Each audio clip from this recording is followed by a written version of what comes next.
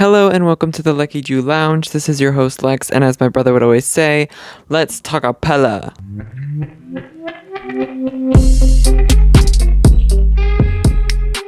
The year was 2018. There was a boy named Lex who needed to go to an audition, he was told. Before I get into this lore, hello, how are you? Hello, how are you doing? I'll jump right back into that story, but can we have a moment of silence for the knit, the sweater? This is the little green sweater. I like it. I will say I look a little pale. My skin looks a little white underneath, but I like the way it shadows, kind of contours my body underneath.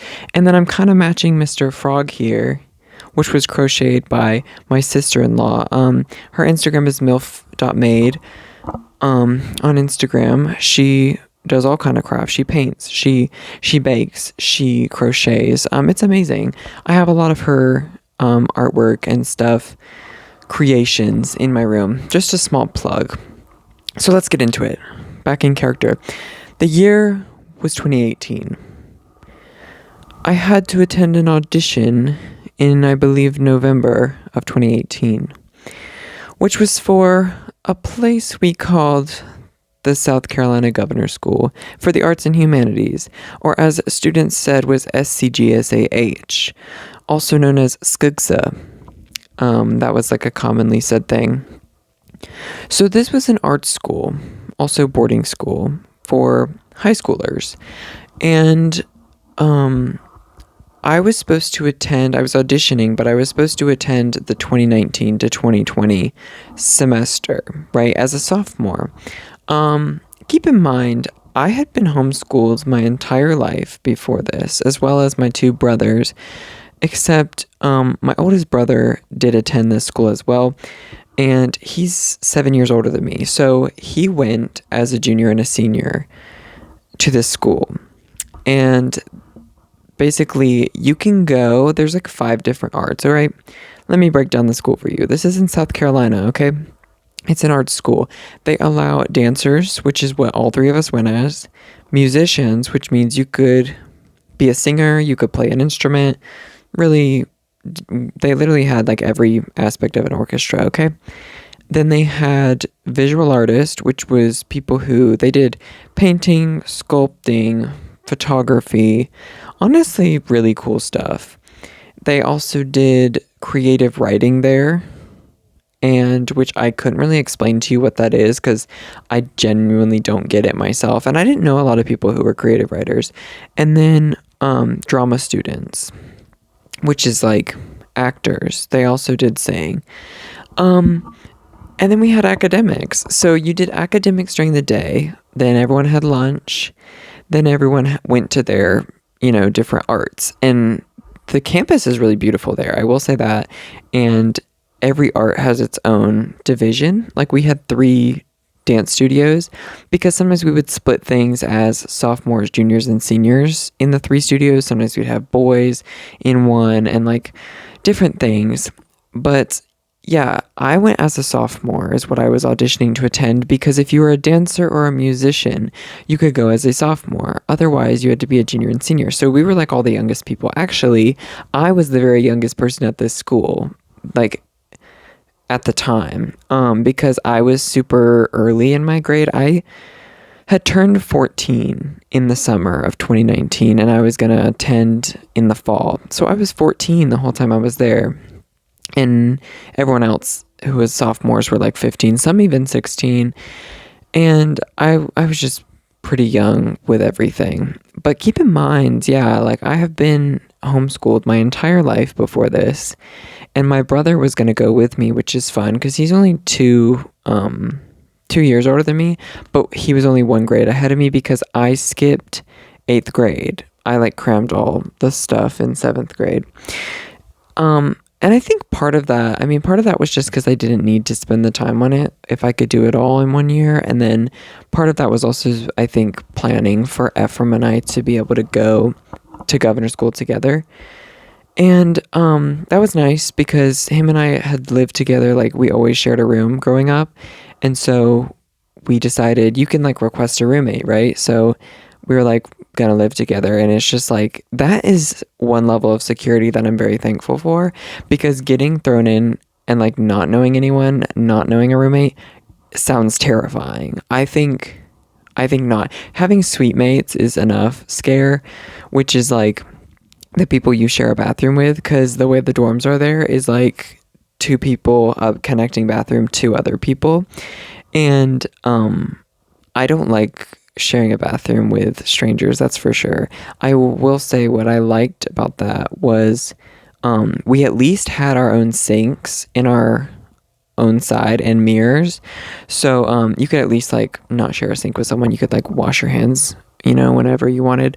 But the shower and the bathroom like being locked, it is such a pain. I was like, I'm literally gonna pee in the sink, which I did do once, and we'll leave it at that. My brother was mad at me because he was like, I would threaten it all the time because I'd be like, I have to pee so bad, and the door is locked because one of the suite mates was in there, and then he was like, no, don't do it.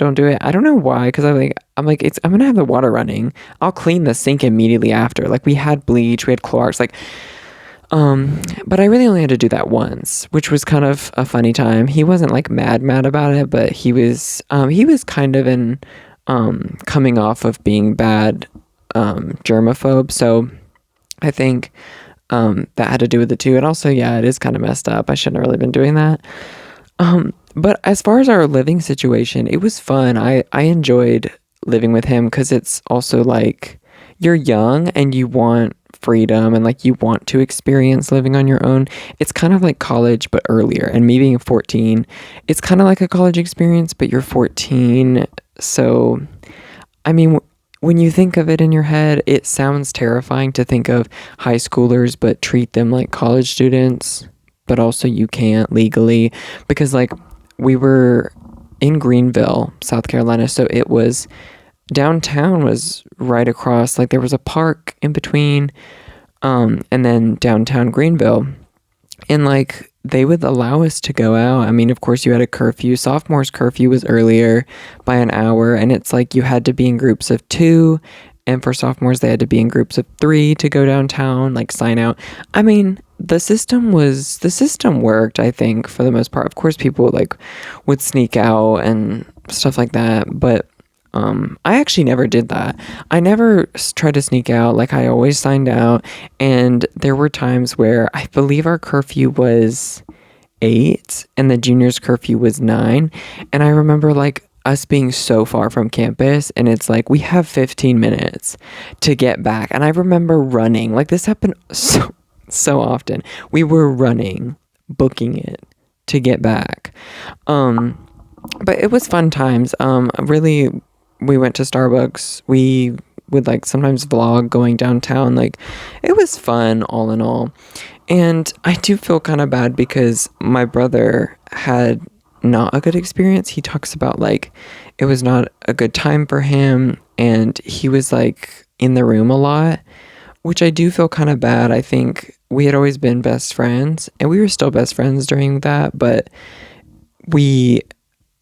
I met other people, I made other friends kind of for the first time, and so I would hang out with other people, and then he would stay in the room, so I feel bad looking back, and he tells me, I don't need to, but I don't know, it's just, I do feel a little bit bad, and I know he was just going through a lot, and he always says he was doing so much homework, because he would do his own homework, and then he would do mine and my friends, because we all shared a class, and he would write it down, and while me and that friend would be out hanging out, like doing something fun, he would be in the room doing that. And like, the thing is, he could have just said no. I mean, he could have been like, no, I'm not doing that for you, and just like not done it, and like we would have figured it out. But he was nice to us, and I mean, we were very thankful. Like, I'm still very thankful. It's not like we didn't even know the stuff either. I think we knew it. It was just like the pointless type of like, I could look up online, get all the answers myself, but it's like, at that point, why even do it? So he did it for us. So we're very thankful for him there. So when I went to this audition, I remember we had to travel because it was like 5 or 4.5 hours away. from my house, this boarding school. And a lot of people lived in Greenville, so they were only like 15 minutes from the school. They could go home every weekend, get actual food. But for us, we were like 4.5 hours away. I think we also lived like the farthest, or one of the farthest people. And because everyone's like spread out around South Carolina, and we were pretty far, so we couldn't go home except for like on the regular breaks, which I don't even know how long they were or how often, but they were normally like 3 days. Or it was like a long weekend that we got, because like I said, these weren't adults. Most of us were under 18, so it's like, I don't know what the rules are, but they didn't want to keep you from your family too long. They gave you a good amount of breaks. Longest break we had, I think, was Christmas break, which was 2 weeks. We did end up actually going home. I didn't even say this yet. I didn't even spend a full year there, because 2020 was when COVID broke out, and boarding school can't run like that. Like, we all got sent home, and they had to schedule us.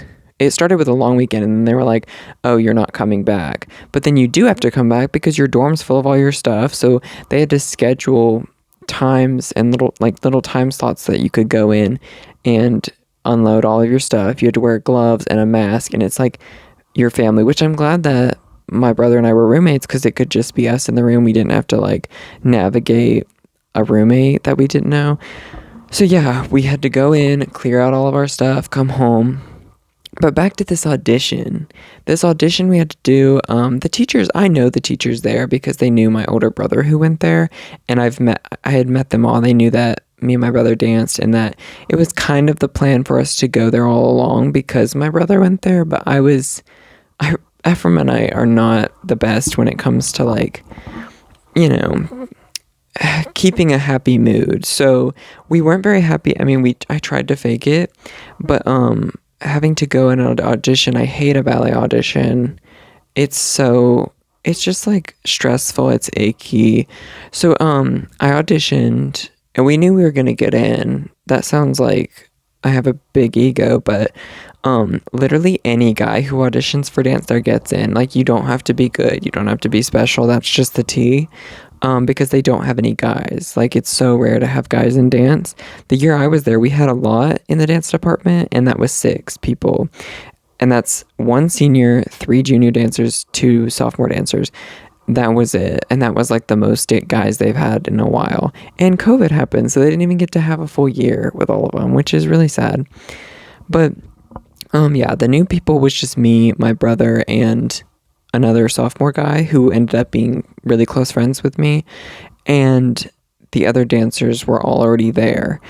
So you audition. We knew we were getting in. We found out we were going, and my parents were like, yeah, you're going. And we were like, I can't believe this. Like, I mean, I knew we were going to get in, but I was like, I can't believe this is actually happening. I did not want to go.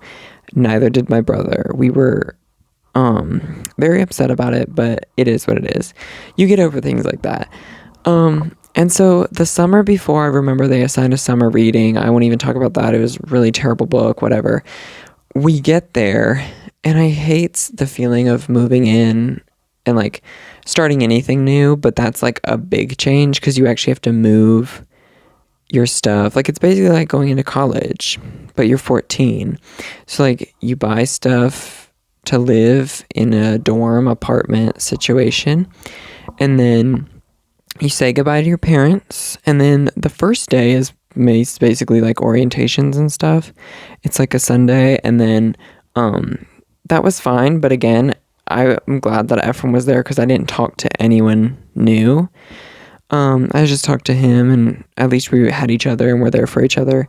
And then the first week, it's blur. It's like, it's so weird. You're on this big campus. You're finding your academic rooms along with your arts rooms. Cafeteria, food's terrible. That lasted the whole year. I will say the longer that I was there, I definitely changed a lot. I think that it influenced my personality a lot going there. And that's why I think it's important to like do an episode about, because also there's just a lot of lore, but I think it really made me who I am, because I mean, I changed a lot, and I was opened up to so many new things, and like the longer I was there, I made friends that were people that I never thought I'd be friends with, type of thing. And that sounds cheesy, but it's so true. And there were, when it comes to the title of this video, is like coming from homeschooling and coming from somewhat small town of Myrtle Beach, like at least my circle was either dance people or homeschoolers, which there weren't a lot of. That was just all that I knew. And I would say that my mind was pretty closed, but whenever I got to governor's school and met all these people with so many different backgrounds, and like even though it was South Carolina, you know, it can't be that crazy, but it's art school, and it's like the art school stereotypes are definitely true, some of them, and it's definitely weirdos, it's definitely freaks, love them, and I'm still friends with some of the people from there today, and some of them still support me, and I really appreciate that. I got close with a couple visual artists. I'll actually shout one out. Gavin Wheeler was a really good friend of mine, and he, actually, I owe him so much credit, and I sent him a message the other day because he's still, we still talk from here, like here and there. He was a visual artist senior, so he was and he was, I guess, specializing or like taking the path of photography. So we had this little art gallery on campus that the photography students could put stuff up in there and stuff like that. And he came to me and my brother in the cafeteria one day, and he was like, hey, I have this project to do, and I need some people to like model for it. And he chose us dancers also because we could make cool shapes with our body, type of thing. And I was so excited. I was like, this is going to be so much fun. Like, even though it was my one off day to do this, I was like, I'm excited because I always love the ideas of photo shoots. And I ended up doing lots of photo shoots with him in different projects. Like, me and my brother were always his go-to people. And I told him the other day, I was like, you know what? I owe you so much credit for that, because I feel like he is what made me realize what I love to do, why I wanted to model. Like, I knew I wanted to model before that, but like that was me actually getting to experience and feel the love for it and the passion for it. So I really do, he really does deserve the credit for that, and I'm very appreciative that he came up to us and like wasn't afraid to ask us. Before that, I will say I was very scared of him because and I think he knows this, I think I told him, but he was like 6'2" or 6'3", which now I'm 6'2" and 6'3", but at the time I was 5'3", believe it or not. A 14-year-old 5'3" me was intimidated by him, scared. Also, he was a senior. But he was, then when I met him, I was like, he is so sweet. He's such a nice person and very talented. I'm really wanting to reconnect with him. Him on the podcast would be so lit. He's so cool. But yeah, photo shoots were so great.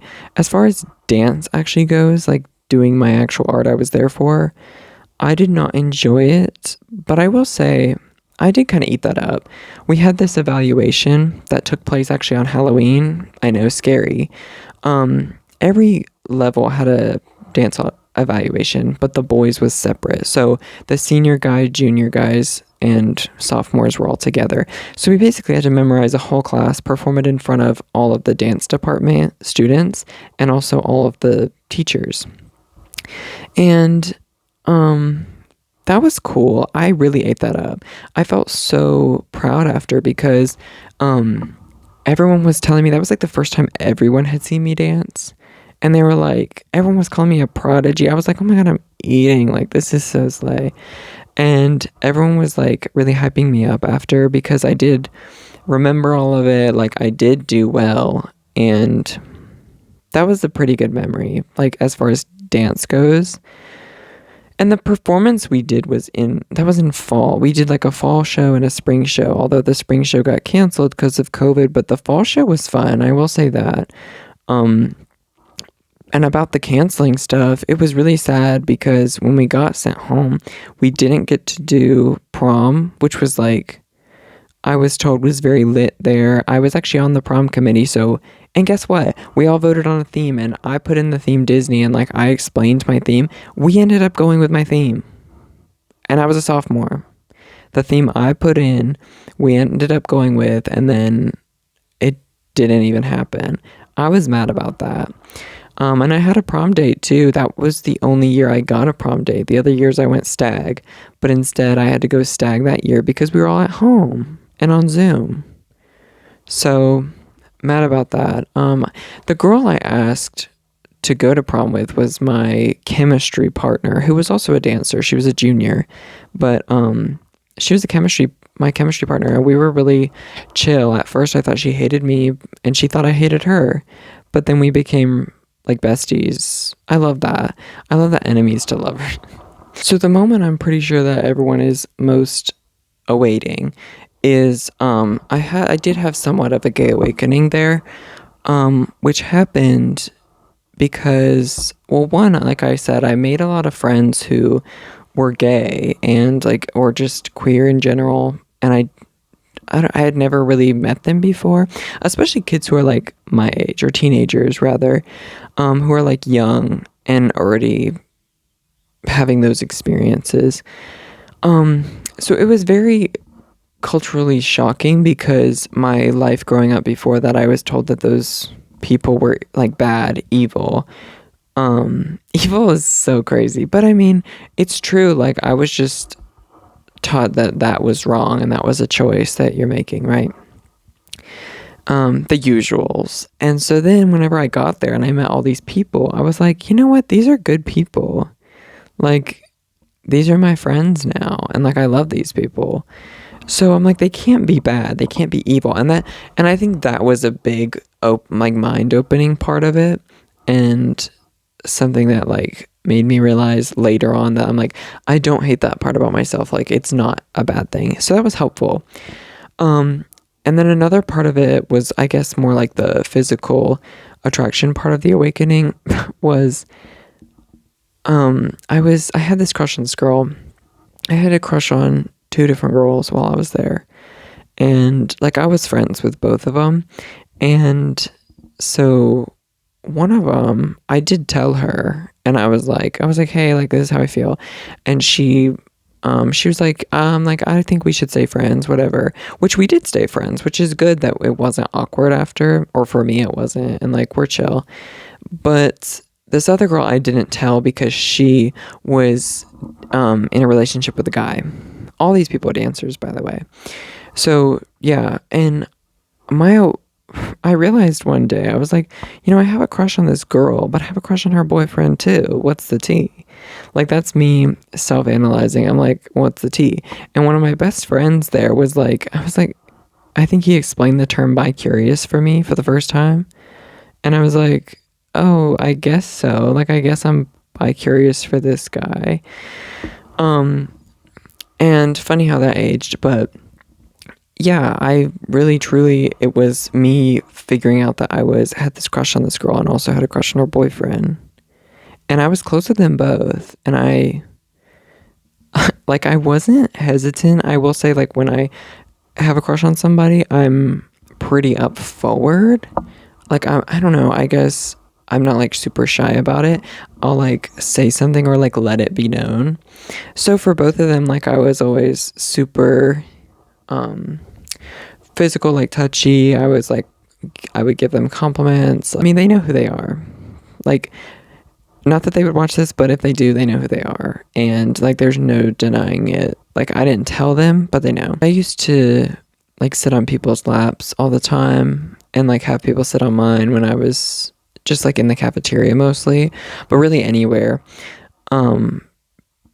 People that like, they thought we were close friends. And we were close friends. It's not even that we weren't, but I think my brain was like, thought of them as more as friends. They just didn't get that because I was like a 14-year-old who, like, I hadn't really gone through puberty at the time, barely. I mean, I was, but it was like, you know, like I said, I was 5'3". I still had like some young features, and some baby fat, and it's like, but in my brain I was adult because I was in this like somewhat adult situation, and I've always been like that since I was young. Like I have very adult humor even when I was younger, and adult thoughts. So I guess, but I got away with things because I was 14 and people think like there's no harm there. So like I said, it wasn't bad, but I would sit on people's laps and like, I guess, be very physical touch with them, which, you know, they obviously could have told me like, stop doing that. I don't like that. No one said that. And I think it's because they just didn't think of it in that way. But I did think of it in that way. So, you know what's really funny about this whole like gay awakening or like crush, the guy who we're calling him the awakening, that's who we're referring to. You know how there's like a kind of a stereotype of how your like high school crush or whatever is like not hot anymore, or that like you wouldn't be attracted to them still. Like I was 14 and I still see this person on Instagram and he still looks amazing. Like, okay, and I know some of those might be like your younger self feelings that you feel, but like he's still fine as hell. Like he could get it. But and on that note, I'm gonna take a break. A really big memory for me being there as like just like what I would do anytime we had off time was I feel like I was always on the iPad. They give you iPads there because you have to do a lot of school on them. And I remember Disney Plus had just come out then, and my oldest brother, not the one there, had told me that he got Disney Plus. And I was like, oh my gosh, yes. So he gave me the sign in. I was rewatching a bunch of Disney shows. I remember watching Jessie, crying to Jessie's finale several times. I also got into Lifetime and was watching Dance Moms while I was there. And my brother and I used to always watch it. There was this little like sitting area in the cafeteria, but not like the chairs there. It's like this little carpeted bleacher type situation. I don't know. And we used to always sit there and eat like cereal in a break and watch Dance Moms. And like everyone was past us and like knew we were always going to be watching Dance Moms. It's just kind of our thing, you know? And on the note of food, the food was really bad, like I had said, but I remember always eating cereal, which is really gross looking back, but it was the only thing that was left out all day. So it was the only thing that was like accessible. But and I guess peanut butter was, I used to make these snack bowls that was like peanut butter, pretzels, one of these like Cocoa Puff type cereals, but it wasn't, it was off brand.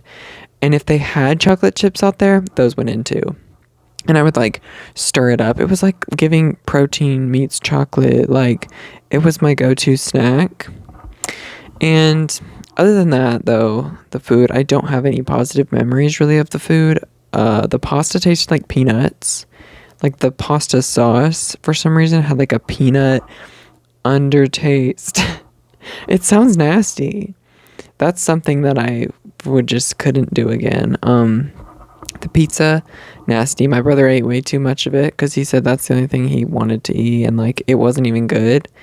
I liked one time they made chicken and waffles. That was fierce. One time they made like a stir fry with like rice. It was like Asian-ish. It wasn't too bad from my memory. But the cafeteria was a fun place. Our like table, we had like our table, which was me, my brother, and the other sophomore dancer who is like my good friend. And it was a pretty cute spot. Like everyone knew that was our table. And it's funny, there was like a junior dancer table and there was a sophomore dancer table, and all three of us were dancers, like would have been at those tables, but we weren't. We were like, we're too cool for them. No, actually, we just thought all of their conversations they would have were pretty lame. So talking about all the photo shoots that we did, I couldn't even tell you how many that we did.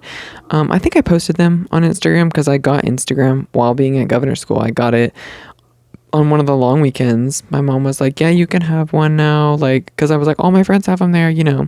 I was 14, didn't have Instagram, but that's just how we were. That's just how we roll here. So my brother didn't even have Instagram. He didn't want it. He didn't set it up till after COVID. Um, but yeah, the photo shoots were really fun. We did all kinds of cool things. And I remember another thing that we did that was super cool was for my friend. He knew this small artist who was like a singer, and they were in like a little band, and they had a song they wanted us to do a music video for. And since we're at an art school, it's like, well, we know a guy who does photography and videography. We have another guy who is a visual artist. We were like, he can do lights. And then we have me, my friend, and my brother, who are all dancers. So we'll choreograph a dance and dance for this little music video situation. So that was fun. We did, we were in like one of the big nice studios that had curtains so it could look like a set. We did different colored lights, like dancing lights. It was super cool. We did the choreography. Me and my friend made it together, and it's really good choreography. Like, I have the video. Actually, like, I should post it somewhere or clip it in here. And then, yeah, we filmed it, the little choreo, the trio. We did makeup for it. We cut up these shirts and like made costumes-ish for it. And that was a really good memory. And then we went downtown after and vlogged. Like, we really thought we ate. We thought we were YouTubers. We thought we were really somebody. And I guess all that matters is that we felt like somebody. And I know that we had fun while doing it, like vlogging. We had makeup. We went to a Mexican restaurant. We got chips and salsa. Like, it was really a vibe. Whenever we did get shut down for COVID, it's like, I haven't seen any of those people since 2020. The beginning of 2020. Once we got sent home, I don't think I've seen any. I think I saw 2 people. They came down to Myrtle Beach for a while and visited with us. That was one time, and that was like still the spring during COVID breakout. So after that, though, I really haven't seen any of these people. Oh, that's a lie. I saw one girl at a dance audition who I wasn't specifically close with, but she was chill. And we're like, hey girl. Oh my God, and I'm remembering a drama student I ran into at a Walmart when I was visiting Myrtle Beach. He was working in the front, like for a business that was in the front of Walmart. And I was like, this is crazy, because he wasn't even from Myrtle Beach. We were. As far as experiencing this again goes, something we talk about in my house sometimes is like reliving things or going back into things from your childhood.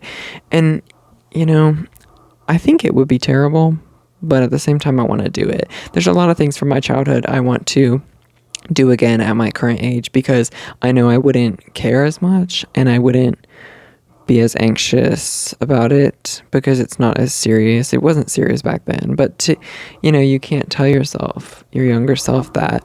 But I would do it again for fun and like to see the people again, because like I said, I haven't seen them in forever. But yeah, I would do it again, although I would probably hate it. The academics part of it, it was what it was. I only had 3 academic classes because my mom really tried to get all of our credits that we needed before in homeschooling so that we wouldn't have to take as many classes there. So I only had to do, like, they have A days and B days. The A days I had first period chemistry, third period math, and there were only 3 periods. They were long though.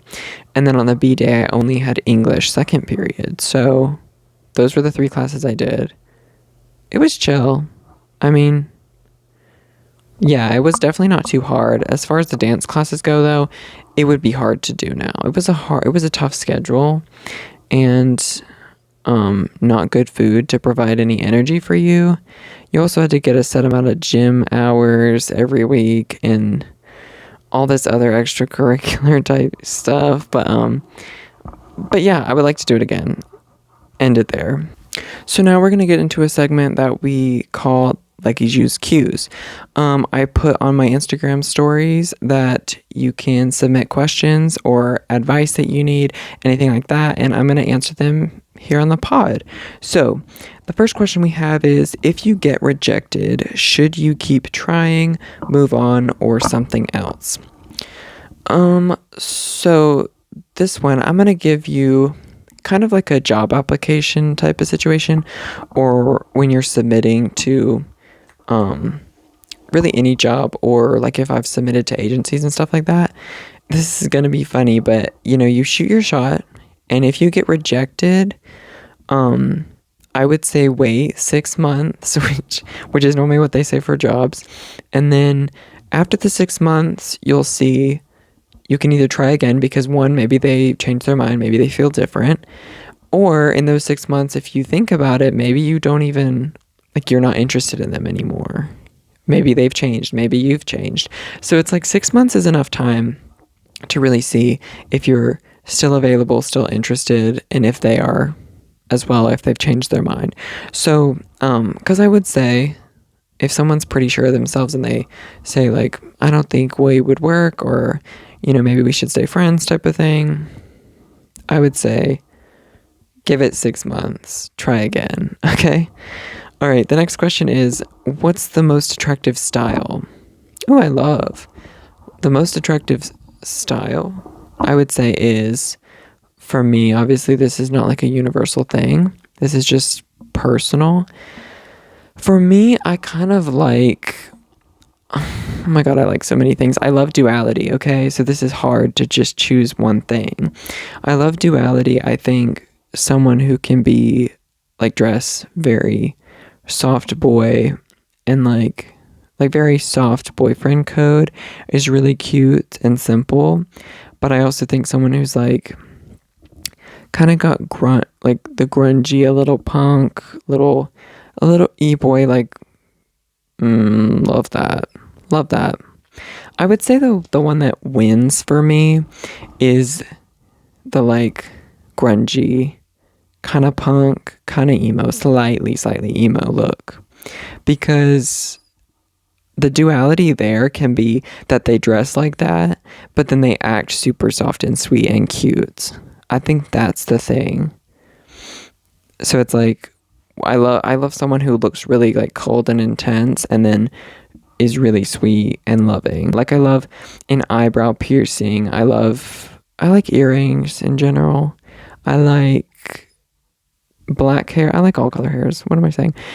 But that's what I'm picturing right now. So I'm picturing like a relatively cold, like evil-ish look. But yeah, for their personality, I think I like sweet, loving, caring. So I like the contrast there. I think that's the most attractive part about it, is the contrast. Okay, so I really hope you enjoyed this video, and stay tuned till next week. We upload Thursdays at 6 p.m. Eastern time, so you can turn on the post notification though, so you don't even have to remember that. You'll get a notification every time I post a video or a highlight reel, and be the first to like it. Duh. So drop a like right now and subscribe. Click the bell and comment down below what you think of my boarding school experience. And if you have any other questions or advice that you want me to talk about or answer on the podcast, then you can either comment, you can DM me, you can submit it on my Instagram stories. Do not be shy. I'll talk about literally anything. So you can follow me on Instagram at Leckiju and at leckiju.kpop, whichever one, maybe both. And then you can find me on TikTok at Leckiju212. And I think that's everything that I'm on. You can also just go on my Linktree and see everything I'm up to all at once. So this has been the Leckiju Lounge, and without further ado, I'm out of here. Bye. Love you.